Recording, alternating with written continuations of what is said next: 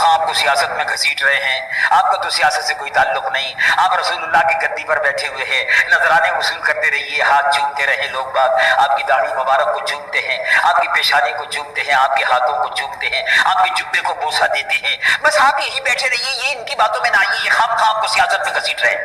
لیکن کسی نے امام حسین کو یہ نہیں کہا۔ اگر 14ویں صدی کے لوگ ہم جیسے گناہگار ہوتے تو یہی مشورہ دیتے، آپ کا سیاست سے کوئی تعلق نہیں، یزید جانے اس کا کام جانے، وہ حکمراں ہے۔ لیکن امام حسین کو کسی نے ایسا نہیں کہا، تو امام حسین نے کیا کہا؟ اچھا یزید وہاں کا شرابی، یزید وہاں کا ساری و بدکار اس گدی پر نہیں بیٹھ سکتا جس گدی پر بیٹھ کر رسول اللہ اسلام کو نافذ کر رہے تھے۔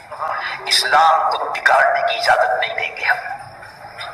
اور امام حسین نے مدینہ چھوڑ کر کربلا کے میدان کو اپنے خون سے سجا دیا۔ بولو یہ سیاست تھی یا نہیں تھی؟ حکومت سے مقابلہ کرنا سیاست ہے یا نہیں ہے؟ امام حسین نے حزب اختلاف کا کردار ادا کیا۔ پھر کس منہ سے لوگ کہتے ہیں کہ ہمارا سیاست سے کوئی تعلق نہیں ہے؟ اگر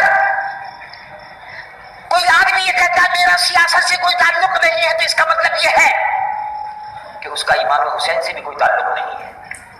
امام حسین رضی اللہ عنہ وارضاہ نے شرابی، بدکار، ناشر گانے والوں کے خلاف اعلان جہاد کیا، کربلا کے میدان میں خون کا نذرانہ پیش کیا، اسلام کو قیامت تک کے لیے ظالم اور جابر حکمرانوں کا درباری بننے سے بچا لیا۔